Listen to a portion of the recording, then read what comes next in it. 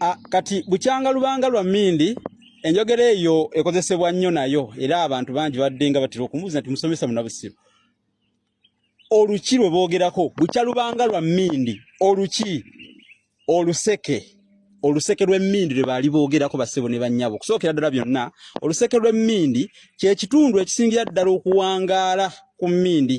otegedde ate ye mmindi mu Buganda tugyogerako nga ekibumbe ekikyasingidde ddala obukadde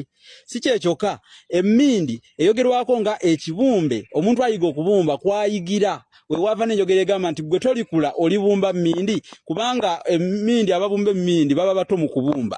biba bya kito bagamba nti atakula afaananako oli gwe bagamba abumba emmindi kakati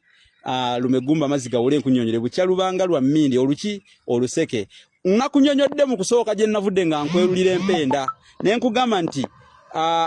oluseke kye kitundu ekisingira ddala okuwangaala ku mmindi kati tobola bagamba nti bukya lubanga enjogera eyo ekozesebwa nga wayiseewo ebbanga ddene ekintu kasookedde nga kikoma okubeerawo muntu ayinza okuba alina kye yali akoze naye n'amala ebbanga ddene n'addamu n'akikola kitegedde bakikozesa mpozi n'omuntu akoze ekintu ekitamusuubirwa basobola okumukozesako ekigambo ekyo omwana ayinza okubeerawo nga bamumanyi tanaaba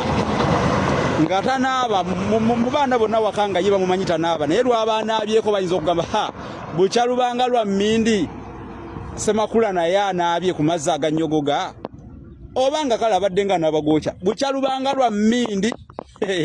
Arsenal etute ku kikopo kya Premier League Arsenal etute ekikopo kya Premier League bukya lubanga lwa Mindi Arsenal etute ekikopo kya Premier League kitegeze ebbanga nti liiseewo ddene nga tekitwala naye bukya lubanga lwa Mindi ekitute basebo ne bannyabo najja kubasomesa bintu bya nsonga bwe najja wano ku TikTok sajja kuyisa bivulu ate saayagala kubanga bali ababaweereza obuweereza olugambo ng'ebintu ebyamakulu tebabibagamba lwakuba nti ebyamakulu abamu tebabiwaate budde naye bw'obiwa obudde naawe bakubalanga omuntu owensa nammwe abatambuza emisomo gino ne muwaako bannammwe nabo ne babaako bye bayiga mwebale nnyo mubeera mubalukidde emigomo mwebayire ddala